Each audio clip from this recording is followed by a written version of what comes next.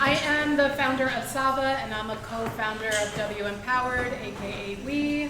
This is our second event, so thank you so much for coming. We is a collaboration between Sava, HelloMD, and Garden Society.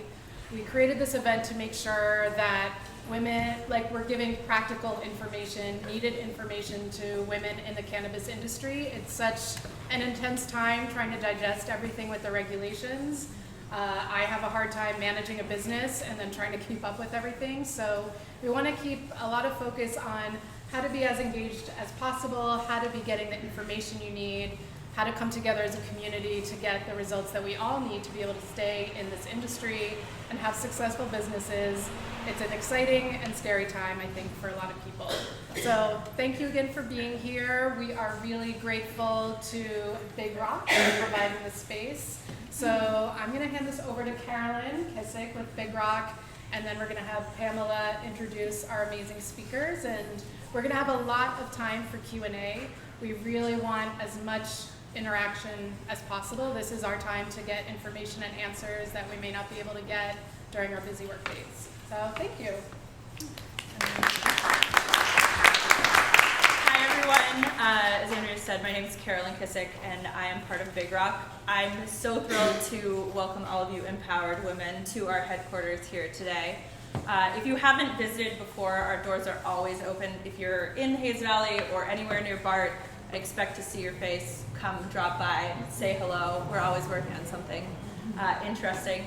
Several of our portfolio companies are run by really fabulous female CEOs, so we are extra thrilled to be part of this event. Here at Big Rock, we invest and consult and support individuals in the cannabis, hospitality, and wellness communities.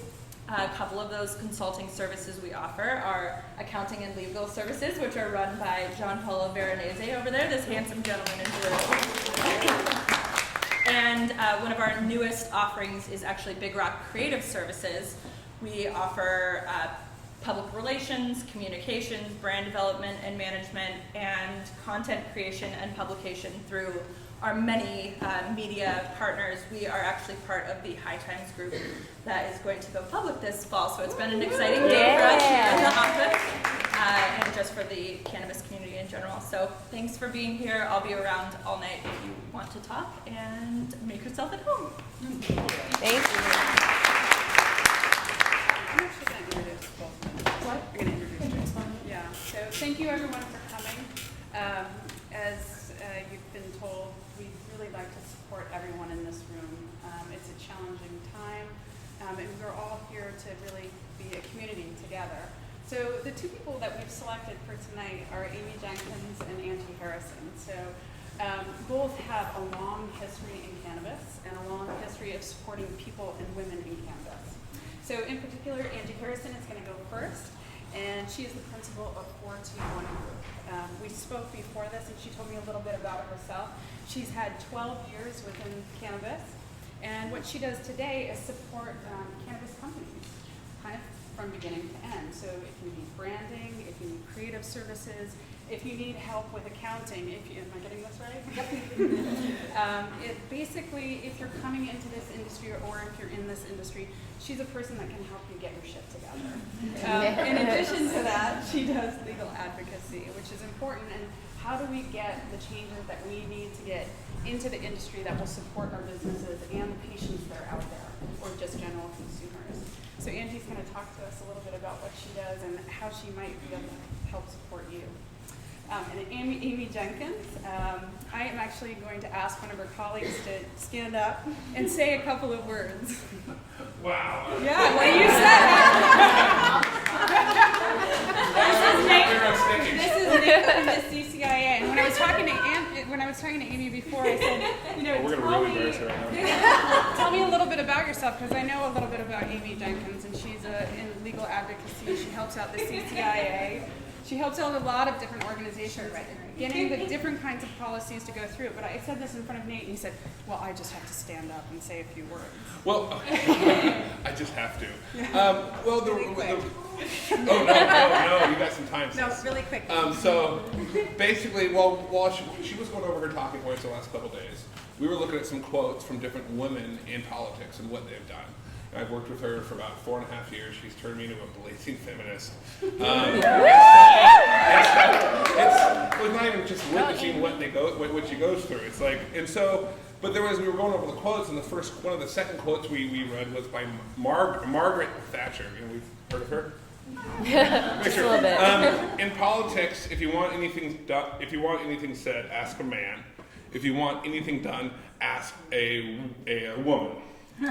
And when it comes to medical marijuana being regulated in the state, the only reason it got done after 19 years was because of her. And I worked on this issue when I started CCIA. No, you get it for 5 years. Give me a second. For like 5 years, I saw her struggle. I also knew that she was the one to actually get it done. Not only was it her, but every woman in the leadership in 2015, everyone in leadership was a woman that worked on the staff. And she organized a coalition, and when all the male lawmakers at the end of the year, the 4 or 5 of them that were working the big bill, all had, a lot of you might remember, they all got their egos bruised about who was going to get more credit for what, and they almost killed their own bill. I watched 5 women staffers from behind the scenes, from the governor's office, the pro tem's office, and the speaker's office, work with Amy as she organized them quietly and got the bill done. So that's why when I read that quote, I wanted to bring her on stage tonight and let everyone actually know that it's the truth. After 19 years, we couldn't get it done. Amy jumps on board. It got done in about 8 months. Wow.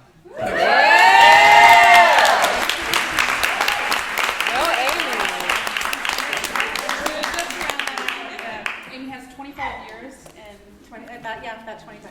Oh, 24. Sorry. 24 in legal advocacy.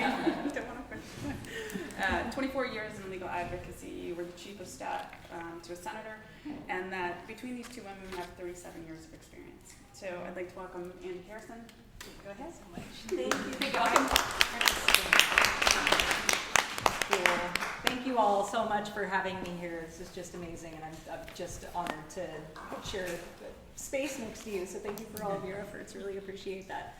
I'll tell you a little bit about our company. I'm with 421 Group. We are a cannabis business consultancy, and we offer a medley of services to folks who are interested in getting started in the cannabis space and who have existed in the cannabis space. Our clients range from folks who are just getting started, who are pre-revenue, and folks who are earning upwards of $40 million a year. So a wide variety of clients in the space.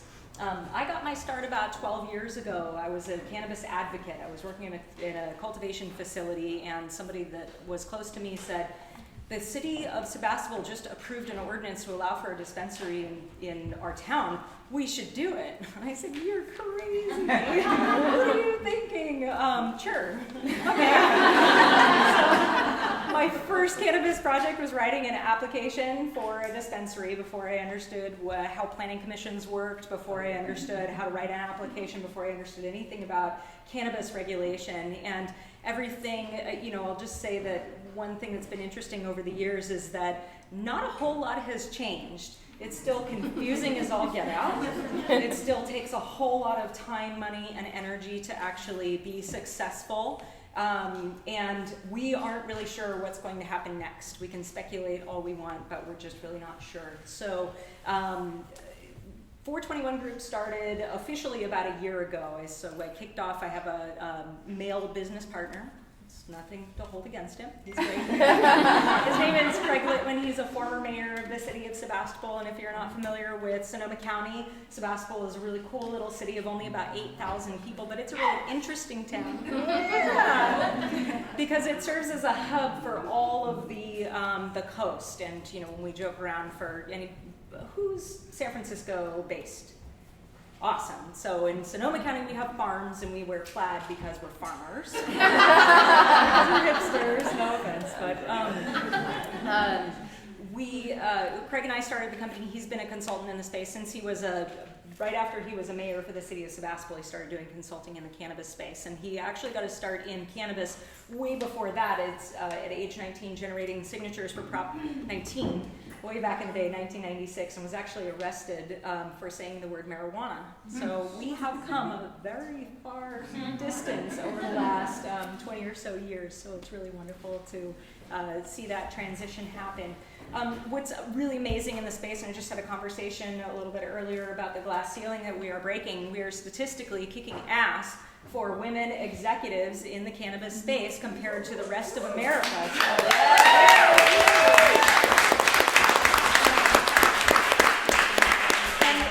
The important part about events like this and coming together is to share resources, to share ideas, and to share experience. So I invite you and anybody you know who's interested in coming into the cannabis space. We do a free initial consultation. Just about any consultant in the space will do a free consultation. So get those initial consultations scheduled. For us, 421.group online. You can just book it online. Just to connect with folks who have been around the block and who might have a little experience to share with you. But I wanted to give you a little free advice. So we do work in organizational design, which is code for business planning. It's hard stuff.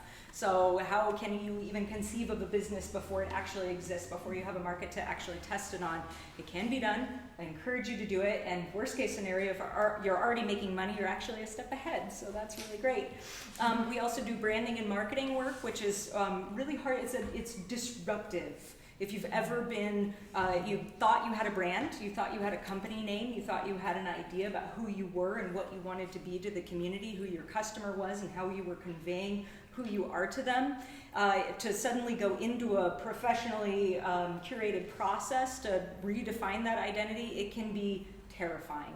So maintain that faith, maintain the hope that it is to good end, but know that what you're doing, whether it's the branding and marketing piece, we also do some public affairs that can be extraordinarily difficult, but I'll leave Femi to talk more about that, is just maintain the hope and spirit and faith, and it is hard. And we as women are dealing with more hard things, right? We're dealing with the social stigmas, we're dealing with responsibilities at home that not everybody is subject to, and we're starting our own businesses, and it's in cannabis. So give yourselves some credit. He's like, yeah.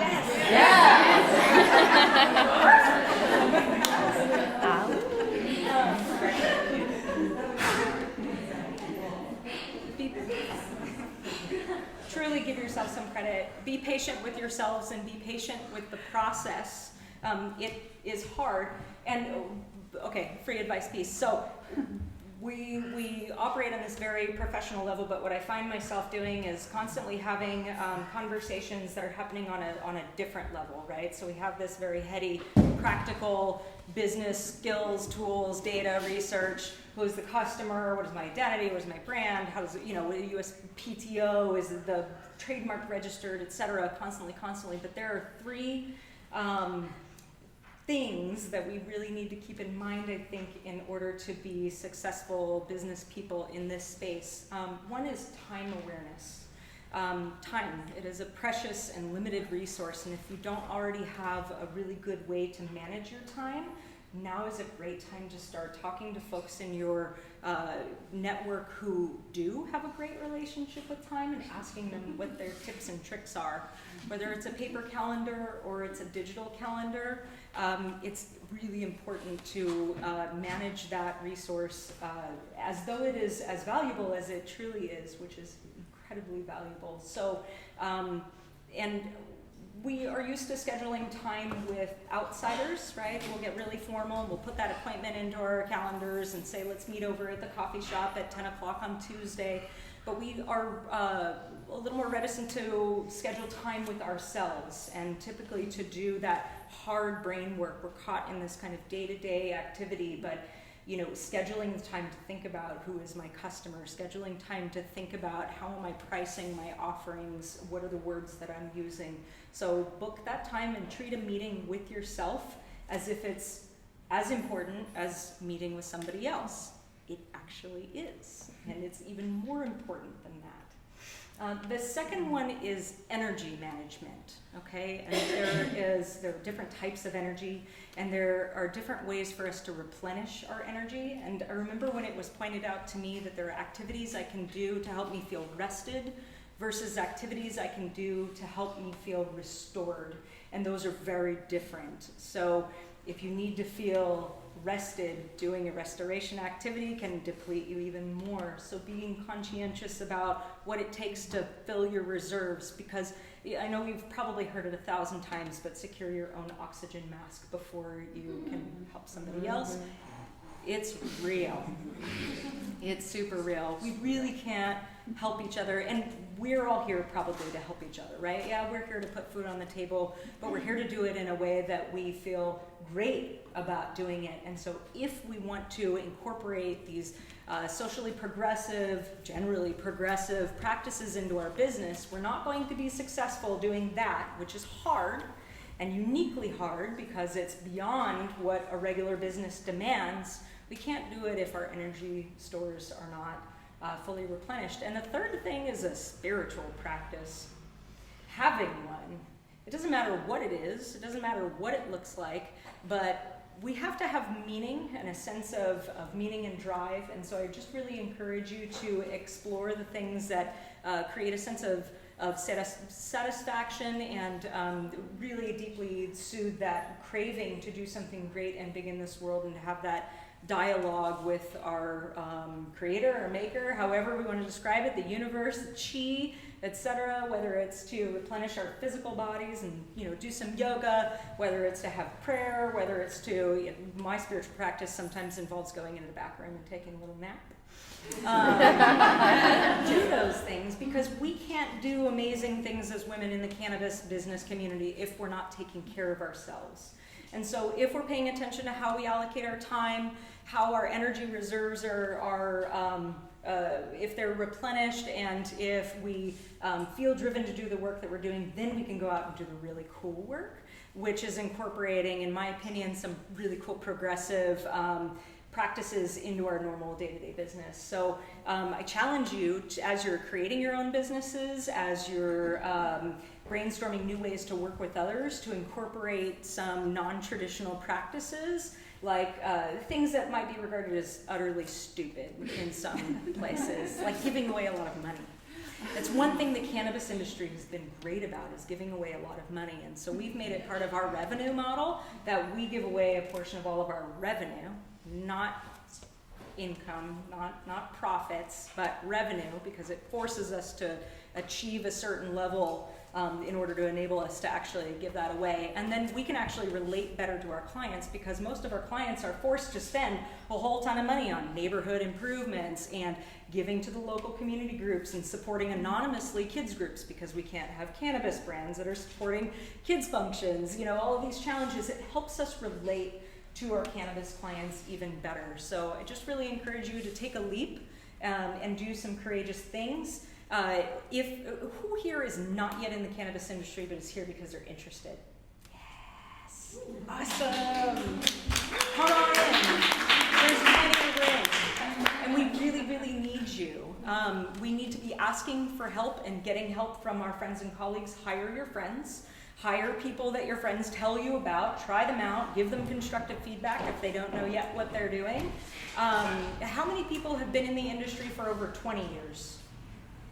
15? Yes. Woo! Awesome. 10? Okay, these people should never be alone. Go talk to them. Pick their ears. I know where we're going is a completely different landscape than where we've been, but we're going to learn some really cool things about the culture and where it came from. So talk to these folks, ask for help, get that support, and take care of yourselves. It really, really is important. And I'd love to speak with each and every one of you. A couple of colleagues, I'm going to point out Heather Kiola, with whom I've worked for 4 years, and Amber Asucci, who joined the team backwards as we were fledglings not long ago, 6 months. And they're just beautiful and amazing people. So please grab some time to connect with them, connect with us online, and I'll let Amy take it away. It's such a pleasure to serve with you. Thank you. I'm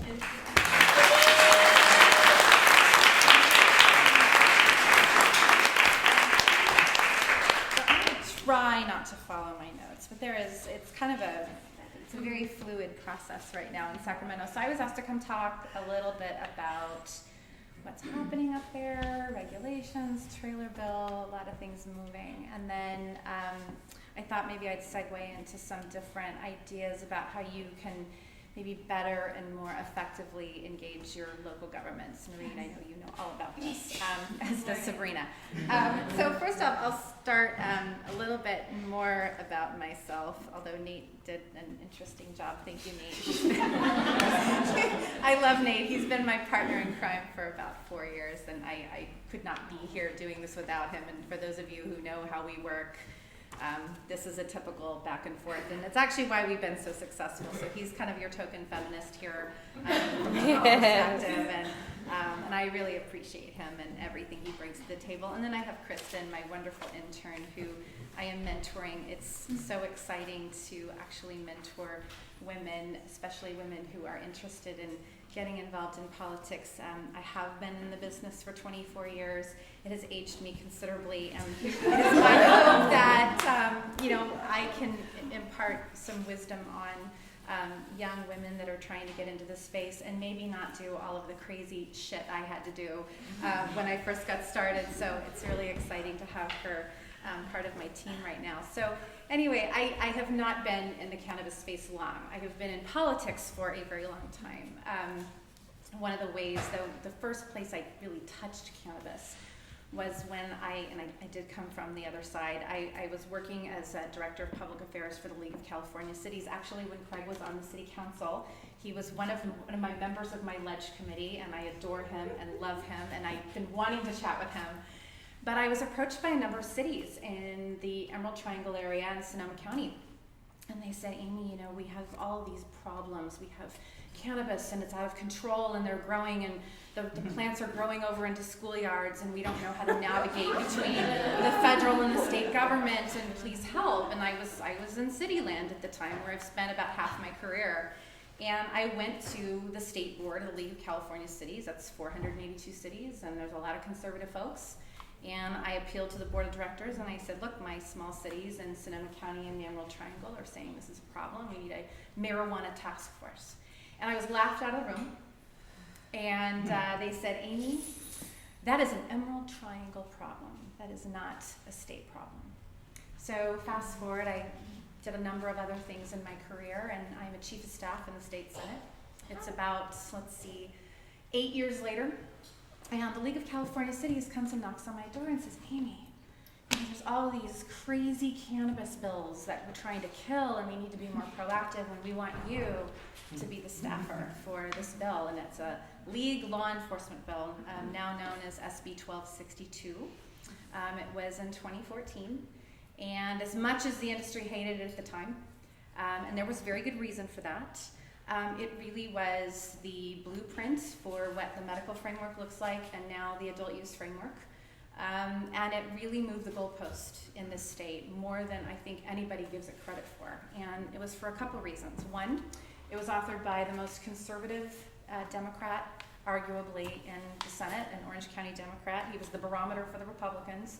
You didn't vote on a tax bill unless he did, otherwise you looked too liberal. So that was kind of the test. So he decided, okay, what the hell, I'm going to do this. And so I staffed it. And it was also the year that it was the first time you saw a medical cannabis framework get passed with bipartisan support. They actually had Republicans voting for it. Again, it was still a bad bill. I won't make any bones about that. But the other thing that happened during that time was it was the first time a bill that was related to cannabis did not go to public safety. It actually went to the Business and Professions Committee. And that was a huge milestone, again, that I don't think people truly understood, because all the other efforts in the past went to the Public Safety Committee, because you guys are all criminals.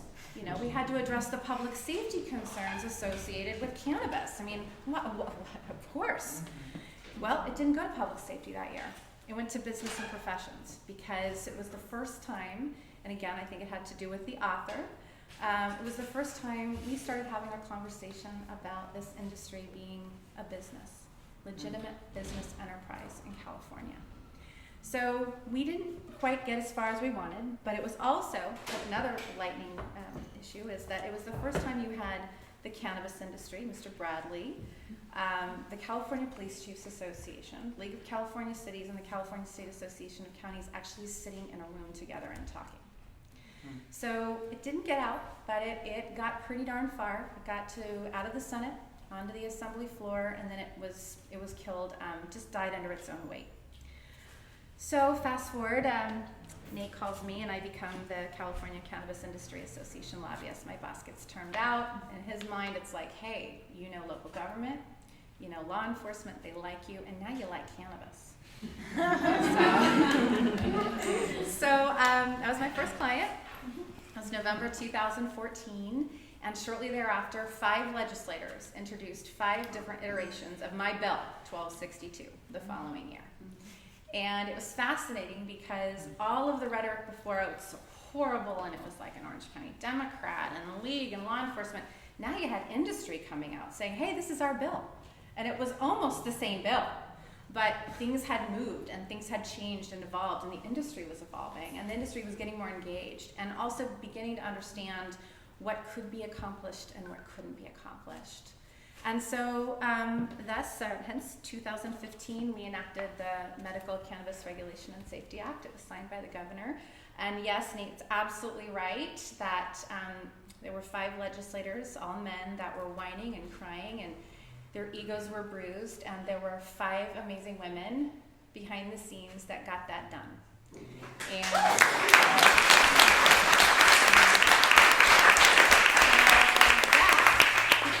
Framework for Proposition 64. And so again, under the Department of Consumer Affairs, you have the Department of Food and Ag, you have the Department of Public Health. We really wanted to look to, because again, we're businesses. We don't need to create a whole different regime. We are like everybody else. So if we're going to be regulated from an ag standpoint, we're under CDFA. Department of Public Health does all kinds of work in the area of food and branding and consumer safety. So that was kind of the concept. And I know it's not perfect, and I'm happy to talk to you about all the different provisions and how we got there, because trust me, it was far worse at the beginning. Nonetheless, we got through 64, and fast forward now, we're in the midst of this, trailer bill that you guys have all heard about that was signed on June 27th. The amazing thing about that bill, we got just about everything we wanted. It was the first time. We actually beat local government. We beat the cheap space. We beat organized labor. Let everyone know who y'all beat again. Law enforcement, Teamsters, local government. And again, I know it's not perfect, and I know there's a lot of concern, and I know a lot of you are scared. But if you see and have experienced what I have seen with this industry, this amazing, resilient industry that is primarily run by women, as far as I'm concerned, just like the legislature, we're going to make it. We're going to make it. And so anyway, we've got the trailer bill. That has now created the Medical and Adult Use Cannabis Regulation and Safety Act. Some people are calling it MALCURSA. You will never, after that, hear me say that again. I thought MRSA was bad. Yeah. So we have this trailer bill that's been enacted, and frankly, with some exceptions, we've addressed a lot of concerns, a lot of things that were really, really scary and that we really hated, and we're not done. And there's a lot of stuff that's going to happen in the next 6 weeks. It's kind of exciting and scary for me. But vertical integration. You are no longer subject to a 2 license category prohibition. The league still doesn't talk to me because of that. League of Cities. We got them, except for testing labs, of course. We have the removal of the mandatory independent distributor.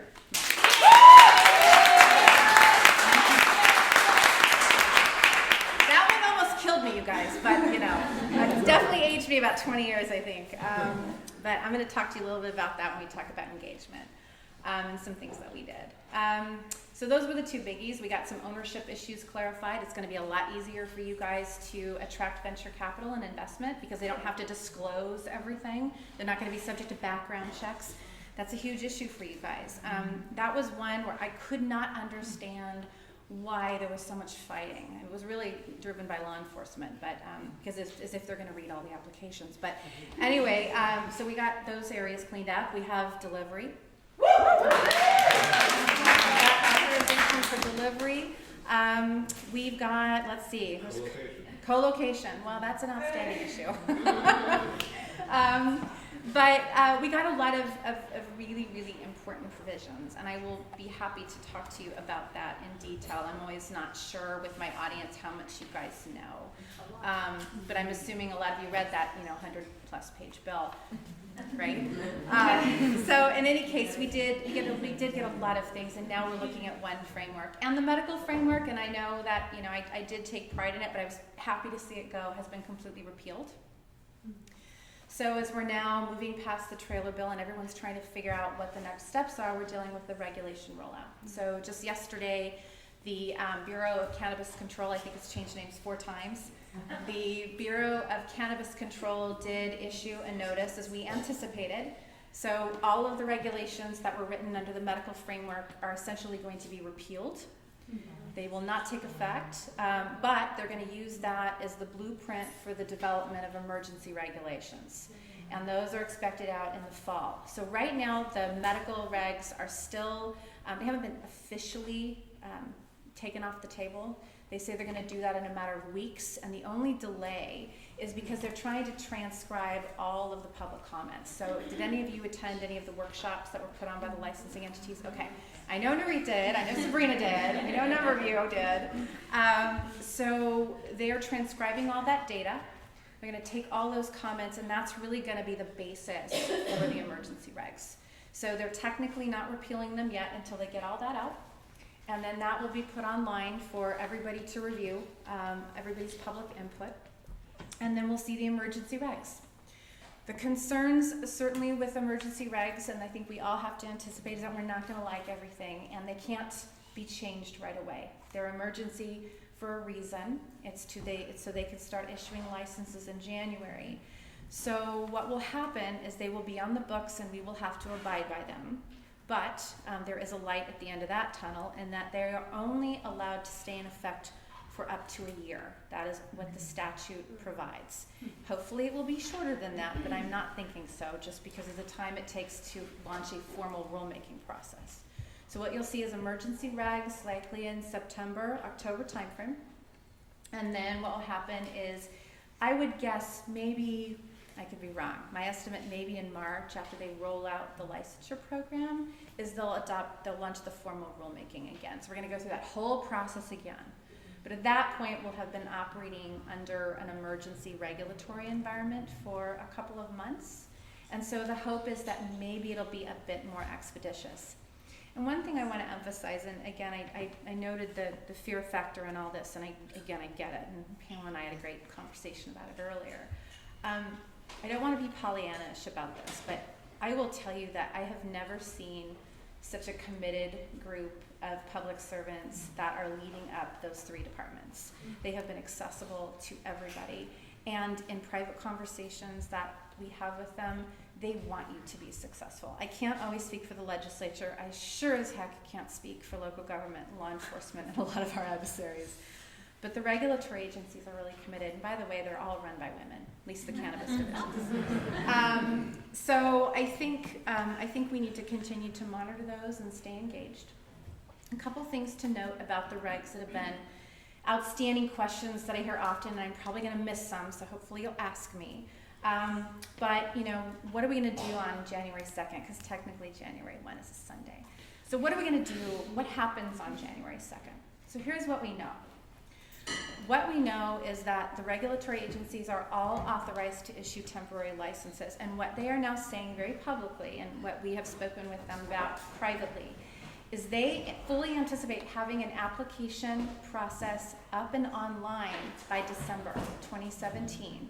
You would not get a license, but you would be able to apply for a temporary license. That would be good for 4 months. And it would be good for 4 months upon the date it's given to you. And the idea is that all you'll have to do is demonstrate some level of local authorization. Now, I'm not saying you are authorized to operate, a cannabis, dispensary in the city. But it could be as simple as we're hearing as a business permit.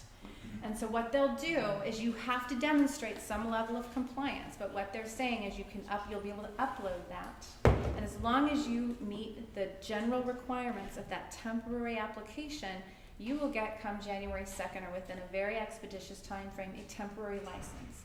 And that will be good for 4 months. And then there will be an option to apply for 2 additional 90-day extensions. Now the issue with that is the way we are understanding it is if you apply for a 90-day, you have to be able to demonstrate that your application for a real, not temporary, state license is already in process. So if you have submitted an application and you haven't received word back, you'll get a 90-day extension. And then you can get a subsequent 90-day extension up until January 1, 2019. So that's what we're hearing. Another issue and question I get a lot is that 600-foot buffer zone issue. So what the regulatory agencies have indicated to us is that if the locals authorize you, so if you submit an application and within that 60-day period that the local governments have to get back to the agencies, if the local government says yes, they're locally authorized, the agencies are not going to check to see if you are 600 feet away from a school. They are deferring to the local agencies on that piece. So if a local government wants to authorize you and you are 500 feet from the school, they have the authority and the discretion to do that. They have full land use authority. So that 600 foot is really a benchmark, but it's not solid. It's not like statutorily locked in. The locals will make that determination. And I have a lot of clients that are coming to me saying, hey, I'm in this warehouse and there's a charter school down the street. And so as long as the locals approve it, the licensing entities are going to be fine. You're going to get your license. So let's see, what else am I hearing? Nate, what else are we hearing? What are the common questions? Let them ask questions. Well, no, that's later. Okay, never mind. All right, well, let's move in. Okay, so let's move in. Let's just move in. So let's just talk a little bit about then next steps, and then I'm happy to take any sort of questions you might have. But, you know, in addition to all the regulatory questions, this is probably when I have to use my notes. You know, I kind of thought about some things today in my brainstorm. By the way, I was in Scottsdale this morning. We were on a radio show last night, live nationwide radio show about what we're doing in California. But a couple of things that I've observed in my 24 years of experience and more recently in the cannabis space is, you know, in terms of local engagement, it's really scary. State engagement's really scary, and I get that. So a couple things to consider as you're approaching your local jurisdictions, if you haven't already. First is leave your differences at the door as an industry, okay? Legislators, policymakers, they meet with hundreds of different stakeholder groups. If you've got 6 or 7 factions that are coming to them with different ideas and competing policy considerations, you're gonna get put in the back of the line. They wanna see a united front. So you guys need to organize locally. Don't go in there and say, yeah, I need this and I deserve this and it should be this only and that person no or that association no. You're gonna lose. Don't make them choose. Go in there, organized, engaged. You don't have to agree on everything as a group, but just leave that at the door. I mean, it's really, really essential. And I can tell you, we're doing that in Sacramento, and that's why we're getting so much done, is I founded something called Cannabis Caucus 2 years ago. And every lobbyist now that gets retained comes to my meeting. And we have an agenda, and we decide, when we have our meetings with the governor and the leadership of the Senate and the Assembly, we decide what we're going to go in with, and we're a united front, and we leave our stuff at the door. And it's been wildly effective, to the point that now I have lobbyists I don't really want to invite, and they want to be there, because that's how we're successful in getting things done in Sacramento. Our next meeting with the governor, by the way, on co-location, which is something we still have to fix, is on Monday. And we're going to have about 30 cannabis lobbyists in there, and they are all singing to the same tune. So that's really, really effective. The other issue you guys have to understand, and people make this mistake, I still make it sometimes, but please, please, know your audience before you walk into that room, please. It doesn't matter why local regulation is important to you. It doesn't matter. What matters is why it's important to them. Why do they care? Why is it important to them? Why is it going to benefit their community? How is it going to generate revenue? How is it going to create jobs for women and people of color? I mean, you've got to really go in there, know what makes them tick. A great example of this is my own former most conservative member of the Democratic caucus in the Senate, Lou Correa, who's now in Congress and one of our biggest advocates, by the way. It was a doctor. I knew I really wanted to do this bill. And I had a doctor. I pitched a doctor, and he has a daughter. And he came in, most conservative guy I'd ever met, frankly. Until I met Nate. And he brought his daughter in, Mallory, who was suffering from seizures. And he was telling my boss, Lou, how important it was that Mallory get quality medicine that's been tested. And it brought tears to my boss's eyes. And he said, Amy, do whatever you want. I'm on it. Go forth. And I got to run the first medical framework. But know your audience. Don't go into a guy who's a former law enforcement officer and not be prepared to talk about how regulation protects public safety. Okay? It's really important. We have that with Jim Cooper right now. He's an assemblyman, former narcotics officer. You go into his office, he has pictures of raids all over his wall, and he's proud of it. And yet, you know what, you guys? No, he's our biggest advocate now. He actually hosted an open house in the state capitol. We had to get CHP escort, where we brought manufacturers in. We had over 40 legislators come in and touch products. I even had a conservative Orange County Assemblywoman let Cannacraft, who's in the back of the room, rub cannabis oil on her forehead. And that was sponsored by a former narcotics officer, because we were able to convince him that regulation is the path towards improving public safety in our community. And he is a coalition building.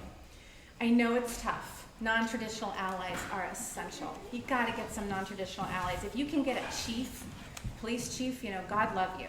But other ideas, local chambers of commerce, taxpayer organizations, faith-based community, reach out to them and know their issues. But really, really try to engage a coalition, because if you can get some coalition support that's outside the cannabis space, and again, this is after you're all united, okay? It's really helpful. It's going to move those legislators and those local city council members. I swear to you, it will move them. The other issue is tours. Don't be afraid. Open your doors. I host tours now probably once a week. We had all the Napa mayors and 2 Napa County supervisors at Kiva, Darkhart, and Harborside last Friday. And they loved it.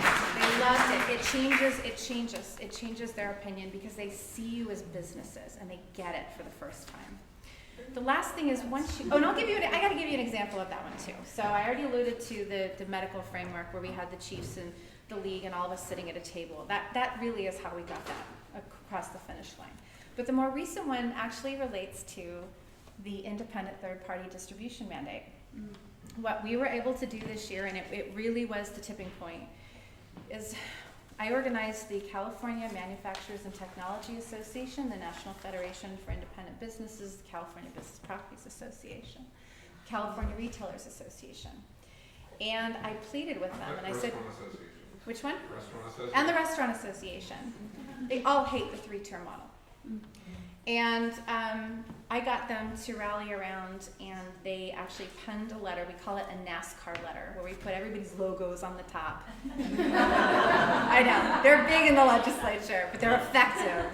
And I got them all to pen a NASCAR letter condemning the 3-tier independent third-party 3-tier distribution model. That's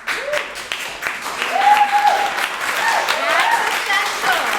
That's how it works. And so those are the kinds of things you need to think about. Think outside the box. You guys are all resilient. You're all creative. You got into this space. But this is now time to really start mobilizing your neighbors. And the ice cream guy down the street, or the yogurt shop owner, as Nate always uses an example, there are people there to support you. And the last thing I hate to say, community engagement. So the thing that city councils are going to need to do, and what will make your ordinance as successful as they can be, is community engagement. You got to get through it. It's ugly. Neighborhood associations tend to be the biggest pain. But I saw it in Sacramento where I helped get a manufacturing ordinance through recently, is we did with the city a ton of stakeholder outreach meetings. And we invited all the neighborhood associations, all of the community, and a lot of them didn't show up. So then, when we went to get the final vote before the council and they wanted to complain, it was like, well, where were you? And we did get some that were interested. And actually one of the biggest adversaries was a woman named Tracy Shaw with the Power In Alliance. Well, now Tracy is speaking publicly about wanting cannabis industry in her area. Like, bring it in. So there's things you need to do. And the last thing, unfortunately, is political action. A lot of you don't have bank accounts, but for those of you who could write checks, engaging and participating in fundraisers and supporting candidates, unfortunately, is just part of that three-legged stool that's called politics. And when CCIA, for example, began to develop a PAC and we started funding candidates, you would not believe how many doors all of a sudden opened. It just changes things. It shows that you're engaged, it shows that you understand the process. It can be painful, but it's really, really essential to that overall process. So in closing, I just want to say that this is, again, this is an industry that is run by women, and women do get things done. And so seize the moment, and don't be afraid, and know that you have amazing, amazing people in Sacramento and locally that are here to help. So that's all I have to say. Thank you very much.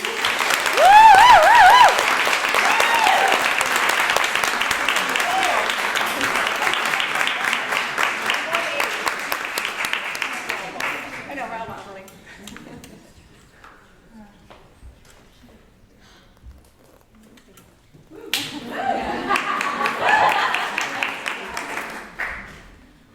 Okay, so I think we're gonna do some Q&A. Do you want to, is it our,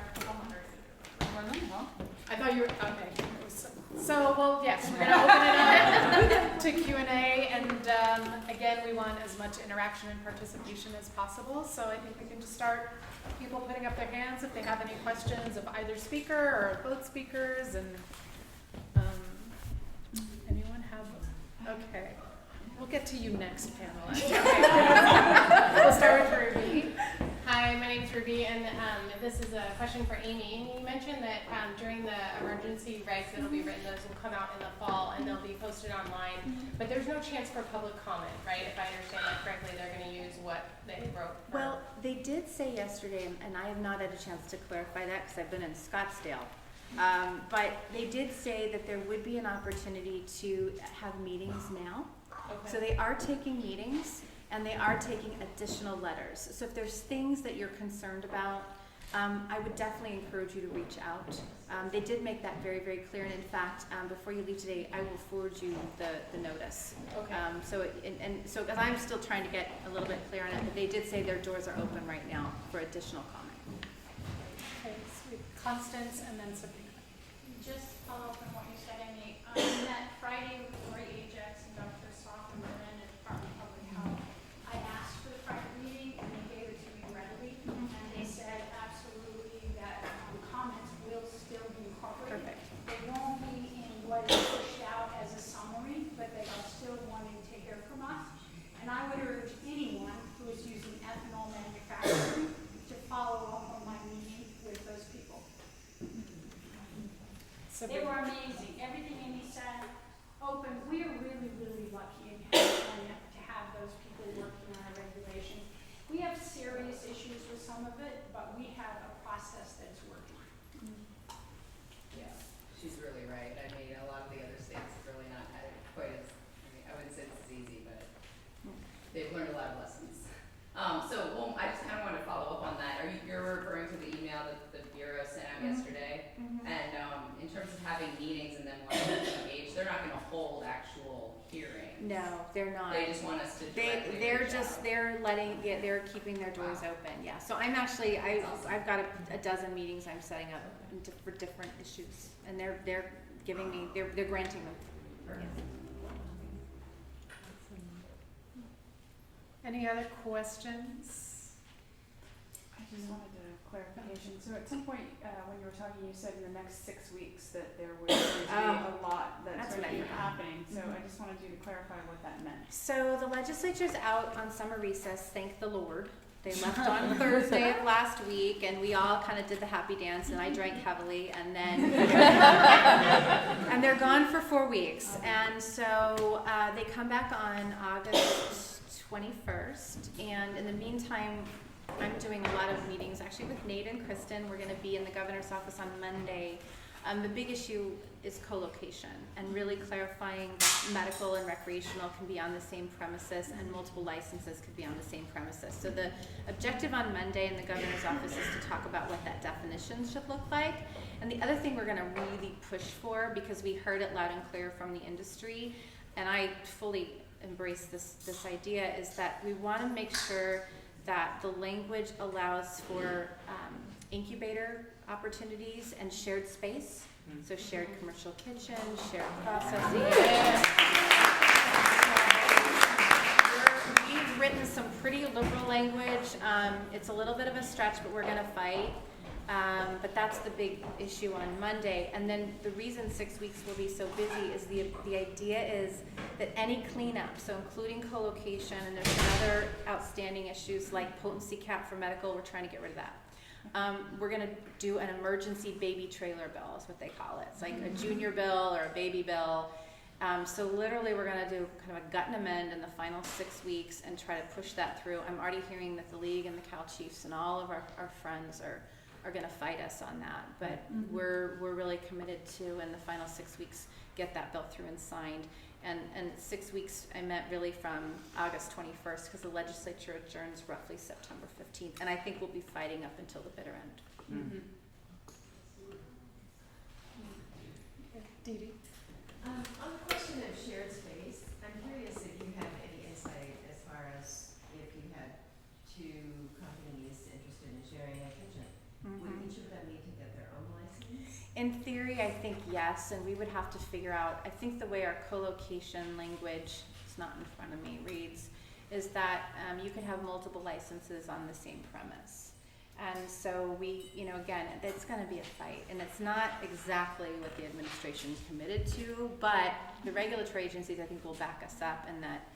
If you went to every single one of those workshops, that's all I heard. I mean, I heard lots of comments, but every workshop talked about shared space and trying to protect the small businesses. And the only way you're going to be able to do that, especially when locals just aren't approving ordinances, is to allow for shared space. So our language is pretty liberal in that regard. Okay, so I'm going to go first, and Hi. So I'm new, very, very new. Yay! I have a question. So because I don't know about the regulations, people who have been criminalized, will they be able to get licenses? And there's another one. I totally forgot that one. here's time. Come back. Well, I can answer the first one. Yeah. So there is, we were able to work on that language. So social justice has been a very pervasive theme, particularly in the Senate. And Assembly wasn't so sympathetic, although it's changing. And so we were able to get a lot of changes in the regulatory package. So there are certain felonies that I think, and Nate, correct me if I'm wrong, that will make it more challenging, but the language is largely permissive, okay?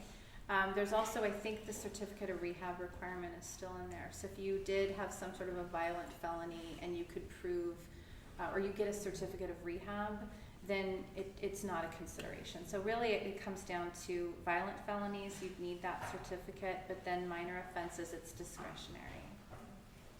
That does not mean, though, the locals couldn't impose additional requirements, but I'm not really seeing that right now. Okay, so I'm going to take the woman who had her hand there, and then you're next. 1 and 2. Amy, I was just wondering about getting the local jurisdictions to move quicker.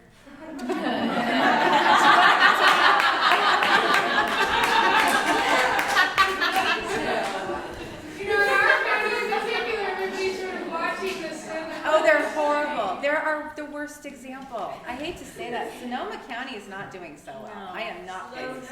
I'm from Sonoma, so I can say this. It's truly bizarre, and it's like, I know from having meeting with the city officials and the council They're tone deaf. But they're all just sitting around waiting to see what happens in Santa Rosa. But it's like, I guess my real question is, do you feel like it's more effective to have a few strong voices in drumming the drum all the time, or flooding every single meeting with lots of people as much as we possibly can? Or what does community engagement look like? I've been to meetings where I'm sitting in the town council meeting in Windsor and it's me and 2 other cannabis people, and that's it. And then 3 minutes away we walk to the SCGA, Sonoma County Growers Alliance mixer, where there's 100 people. And I'm like, what are you doing? Get over there. You know, I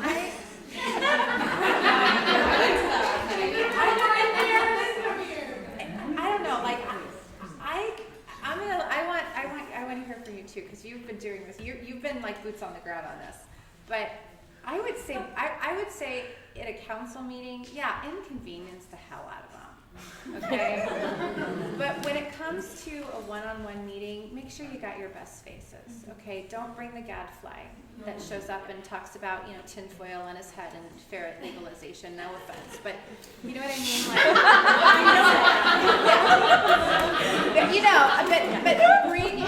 Like, but bring in somebody that that really is like savvy and really. I love ferrets, by the way. It's a joke in the state capitol. Every year, someone tries to author ferret legal, or some group comes with ferret legalization, and everyone just doesn't take it seriously. So sorry if that was a bad example, but it's a really funny example in Sacramento. But when you go and have those one-on-one meetings, I mean, really give them your best and brightest. Give them the faces that they want to. I mean, I'm not. Just make sure they're professional. It just feels like they're getting tired of seeing those same faces. Well, maybe they're tired of seeing those same faces at the city council level. So force the issue. I think there's value. I mean, it's a pain in the butt. And I was a deputy CAO at a county for a couple of years, and we never liked that. But they need to also have political cover. So if you've got, and that's another thing, don't bus people in from another town. Yeah. They need to be constituents. They need to stand there and be able to say, this is my address, I'm a resident, I'm a voter, and you need to do this in our community. And I think you flood them. But then again, when you have those one-on-one meetings, you just pick those key folks that can really speak to the issues, and try to address their concerns, the know your audience concept. What do you think? Yeah. There's no formula that's absolutely perfect, and we've seen strategies that have worked in some jurisdictions completely not work in other jurisdictions. But there's usually a reason for that. And I think ultimately diligence is what wins the game here, and courage.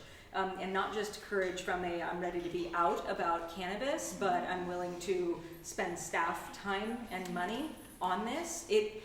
Big business spends a lot of money manipulating regulations to fit, period.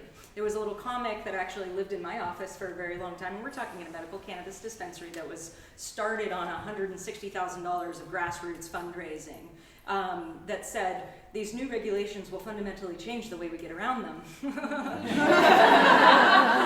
We know exactly what that's about. Do you pack the room? Do you write the letters, or do you arrange those one-on-one meetings? The answer is yes. It's an and. You do all of those things, and you do all of them diligently, and you never play the negative card. You you address everybody, honorable so-and-so. You thank them for their efforts. If you're having an face-to-face interaction, you ask about your kids, you have that personal connection. You're going to engage with these folks as if your business and your life, essentially, in some way, depends on it. And that is what works, and that's what I've seen work. Before we knew how to do it, it was, do we call the cops or do we not call the cops? Do we call the cops? Do we not call the cops? I mean, it's so scary, and we do have a different situation now. We can be a little less fearful, but I think what challenges most of us when we say, oh gosh, I haven't been to enough local meetings, is we have to pause in our entrepreneurial lifestyle and actually put time and energy toward an effort that will not turn into revenue tomorrow. And we need revenue today. It's the plight. So writing those letters, those NASCAR, I love that description. It doesn't have, this can just be me to you, dear so-and-so. Here are my 3 very nice succinct points. Thank you so much for your service for our community. Something as simple as that. Every council member, have a little template email. It's so easy to have, and just fire it off regularly. If you ever have questions about what it's like for me as a cannabis business operator, please come and ask me. If you'd ever like a tour, I'd love to have you here. Be sweet, be kind, be appreciative, give them the benefit of the doubt that their lives are just as crazy and busy. Many of these public servants aren't getting paid, especially in the smaller cities and towns. These are volunteer positions. They are activists like us, and it's very hard to be on the other side. You're exactly right, Amy. They need the political coverage. They need to say, well, I'm pushing this through because the community demanded it. If the community doesn't demand it, then they don't have any ammunition. Yeah.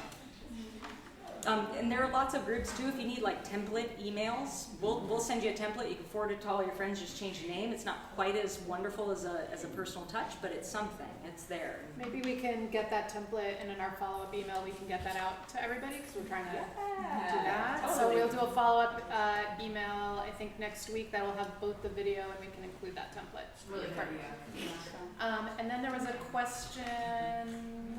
Did you still? Yeah. You Sister over here brought up something about whether or not past felonies and so forth will affect you. I'm from Oakland, and we have the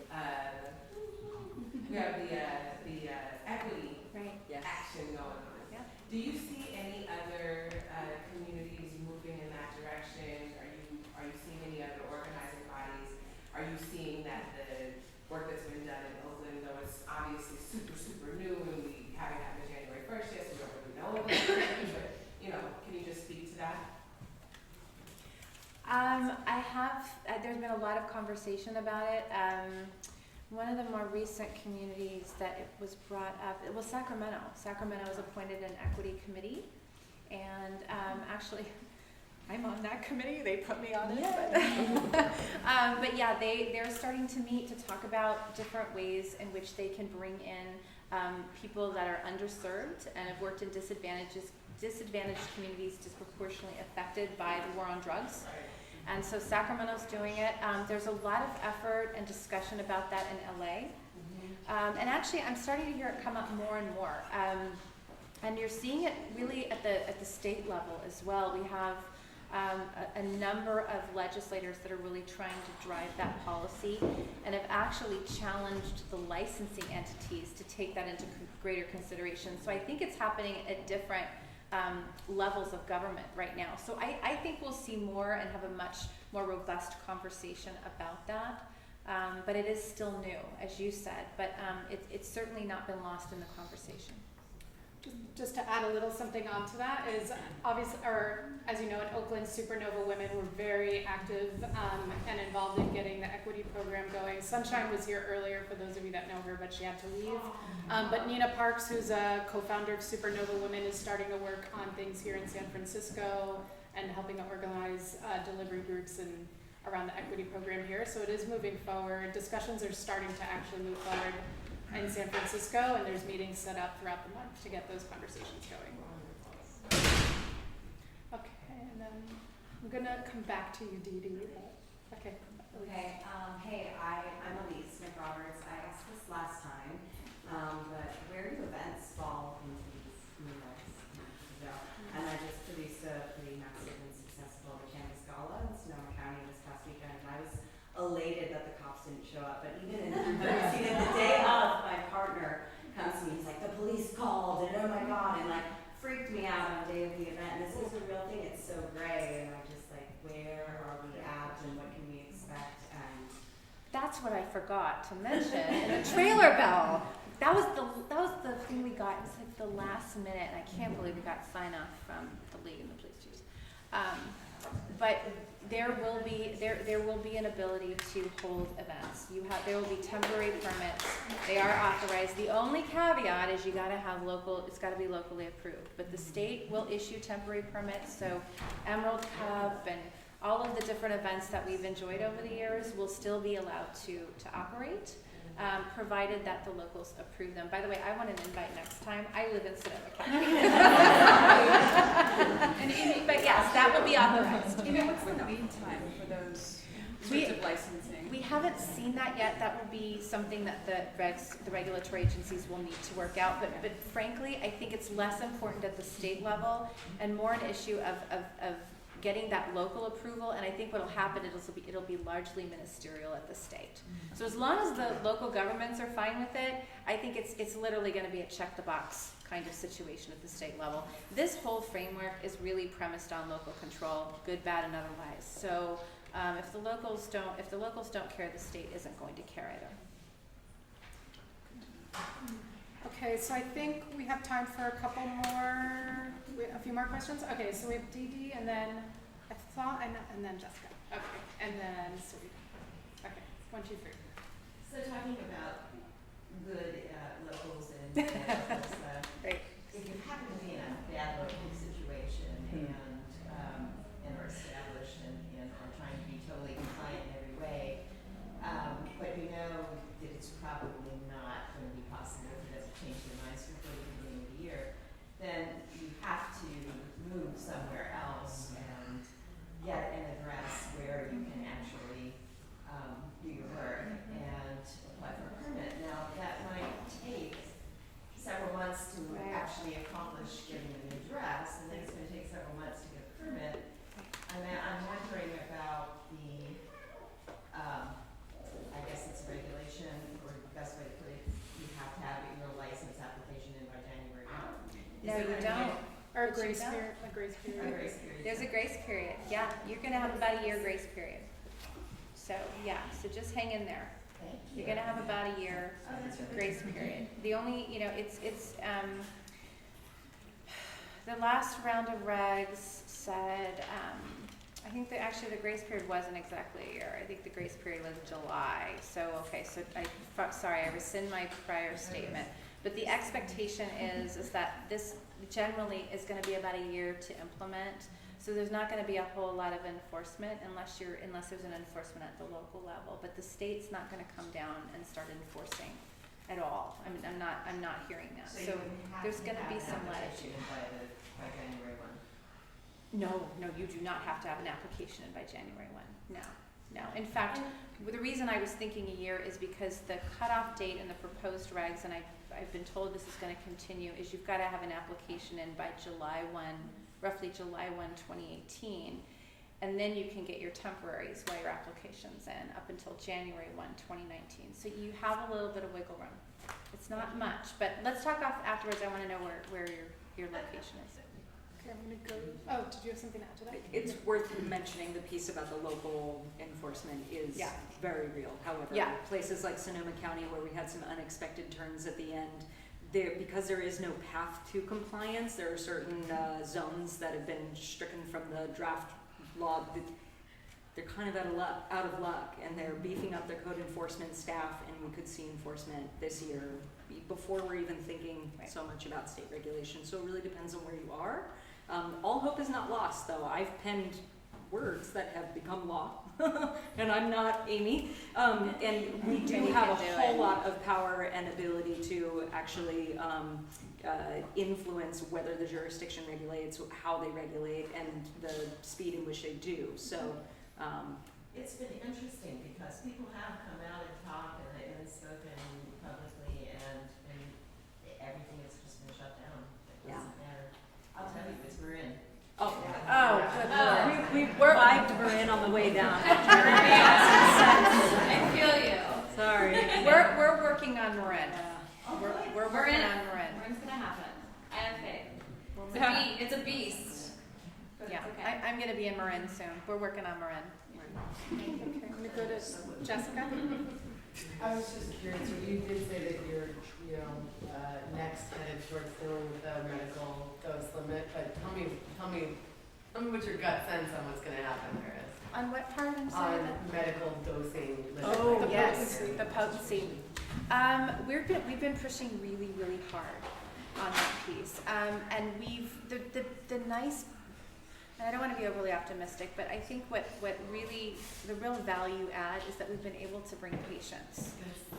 I'm like, can I bring children to these people? Because I would like to have more of that. Okay, so let me tell you. So let me tell you what I'm trying to do, and I don't know if I'm going to be able to do it. But we came up with, in addition to co-location, when I say we, it's the Cannabis Caucus. We came up with basically 5 priorities we're prepared to present to the governor on Monday. So co-location is the big one. That's the one that they promised they'd fix and they called the meeting. But we've got a couple other priorities, and that is one of them. And what we'd like to see is something in statute, not in regs. So the medical regs, as proposed, maintain the cap. That is not set in stone, so those regs have been repealed. And much like some of the other things I heard about shared space, that was the other one, is you had patients going into all those stakeholder discussions and saying, look, you cannot ask me to eat 50 candy bars to get my medicine. So we're gonna try to get that in statute so that we don't even have to deal with the regulatory process, but if we don't get into statute, that is our fallback position. And I think the regulators heard us loud and clear. But that's it of the 30 or so priorities that we tossed around, that's in our top 5. We want to fix that. Can we touch upon testing regulations? Yes. I know Serena had her hand up before, and then I'm so Courtney. sorry. That's okay. Okay, so my question is, like, I'm totally a novice here too, so I'm a little getting confused between the trailer bill and the emergency reg and what's going and what. So just we're all confused. Okay. I've never seen anything like this ever. Okay, good. I'm glad that I'm fitting right in. You're fitting right in. Yeah. Yeah. So we had medical, and then we had 64 adult use. The governor said, let's merge the 2. He merged the 2 in the trailer bill. But in the meantime, the regulatory agencies developed regs for medical. Then we passed the trailer bill. So now we're going to do a whole host of new regs, but to meet the January 2nd deadline, that's mandatory per Prop 64, they have to use emergency regs as opposed to regular regs because that takes a year. Got it. Thank you very much. Okay, Courtney? Oh, just testing regulations. I'd love for you to touch upon that. Well, yeah, they're awful. They're untenable. You can't afford it. I think the regulatory agency's got a real dose of reality over that. I have not heard what they anticipate changing, but what I have been told directly by Lori Ajax is that they know they have to make significant changes. And so I have no real indication as to the direction they're going other than they won't be as egregious as what was previously opposed. And proposed, sorry. Like I said, I've been traveling. I will also say that on the testing piece, there's a much bigger concern now among the regulatory agencies and legislators about that whole gap and what's going to happen to the supply chain if everything's backed up because of testing. So I think there's a much better understanding of the practical implementation and how that's going to look, and I think the regs are going to look a lot different in the emergency process. I just wish I could tell you specifically what that will look like. They'll be better though, I guarantee it. Good, thank you. A simple, friendly letter would maybe be wonderful. We're pointing a lot to Oregon and what happened over the winter, and just watching a $35 cartridge go to $100 in a week. It's really. It didn't help anybody, so we have a real life example to gently point to. Okay, Alicia? I have 2 questions. The first was a follow-up to the first question about timing with permits. So I happen to be operating businesses in 3 counties that are not looking very likely to get permits anytime soon or get permits. And so this 6-month period that we had heard that you have to get your application in for state licensing was terrifying enough. Maybe now it's 7, maybe a year, but still in the communities that I'm operating in, I have absolutely no idea that's going to be reality. So what happens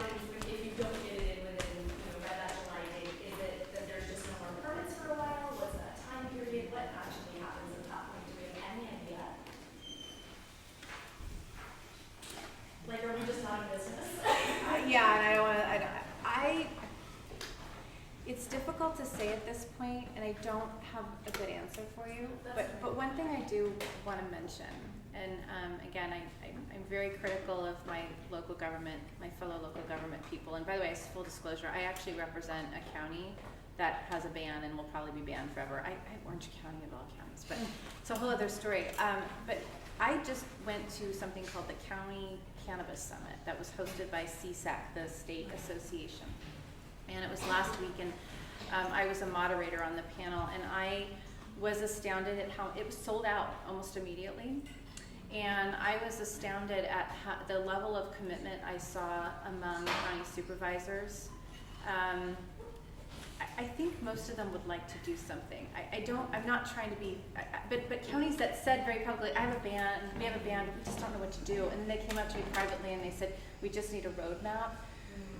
I think a lot of them are waiting to see what the emergency regs look like, unfortunately, and that's a real problem, and that's delaying their ability to move forward because that's the position they've taken. But I think there's a little bit more commitment than I think that a lot of counties are willing to say publicly.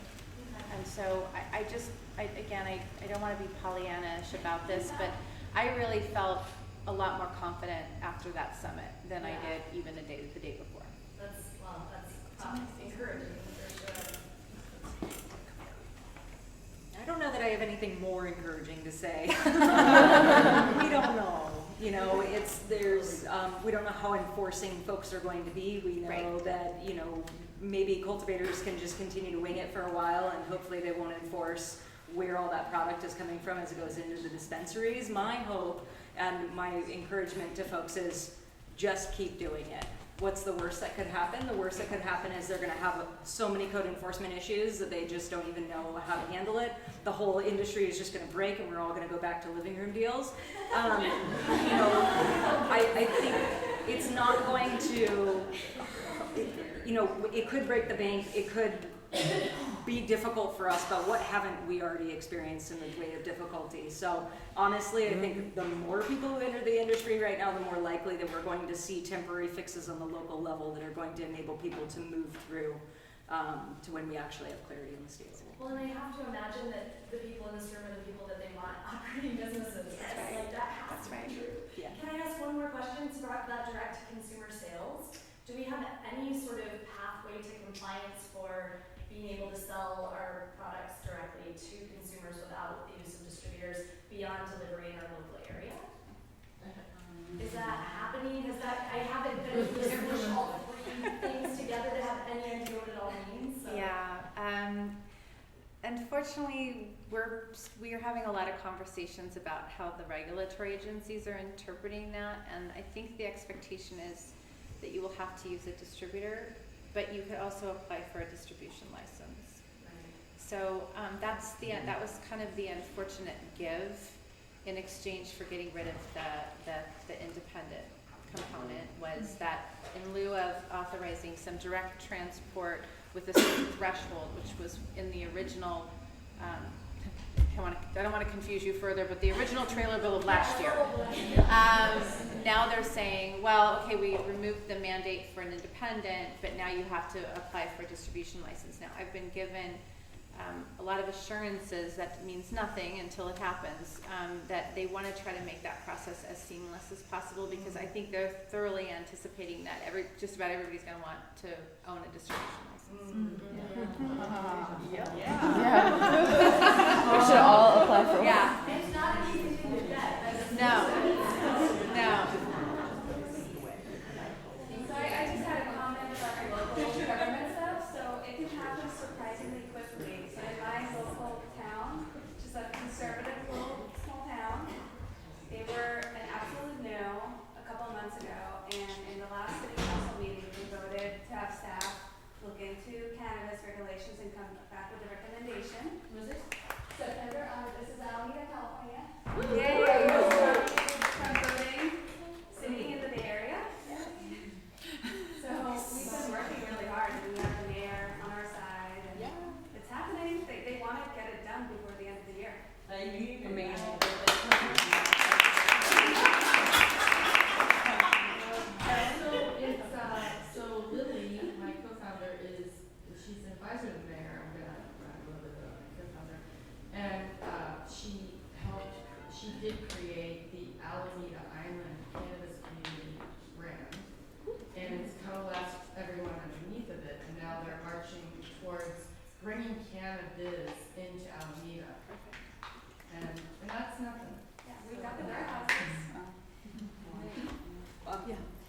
one other piece, I mean, you guys are, thank you for doing that hard work. Give them all the sample, not all of the sample language you can, but something that actually might look somewhat like their community, that might be helpful for them.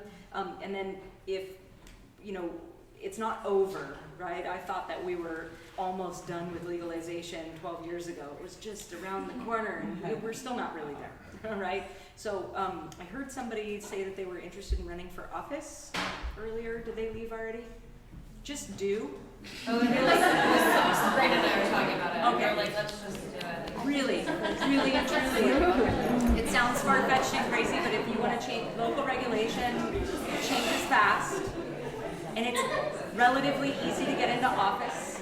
It's not a whole lot of money to raise, and we have a really resourceful community wherever we are in California, especially around the Bay Area. So if you're considering a political career, do it, and you will be helping the community in unimaginable ways. We can help support the fundraisers here. Sorry, I just wanted a little bit of clarification because my day is also catching up with me. And Sorry. I was in a subcommittee meeting at 8:30 this morning too. It's in Santa Rosa, and their draft ordinance, the ordinance is very focused on medical regulation. And there was a lot of public comment about, that's happening right now. And then I just was hearing, did you say that now medical regulations are gone and it's all going under the trailer bill? No. Well, the medical regulations that were developed by the state are being repealed, but that doesn't necessarily have any bearing on what the locals are doing. And the locals can authorize medical, and they could ban adult use. Okay. So that's not. It's actually different. It is. Yeah. Unfortunately. There will be a lot of public comment on that. No, it doesn't undo anything that Santa Rosa is doing, and they're doing great work. No, they really are. They really are. And they said we have spots slated to just plug that in, and we're just trying to keep up. Yeah, they really, really are. I just wanted to make sure in the assisting of public writing that I wasn't doing that. Nope, you got it. So I think we're going to wrap up here for the Q&A. So we have a little bit of mingling time because we do need to, what time are we at right now? We are 8:45. Okay, so we do need to start wrapping up at 9. Thank you everyone for coming. We will be following up.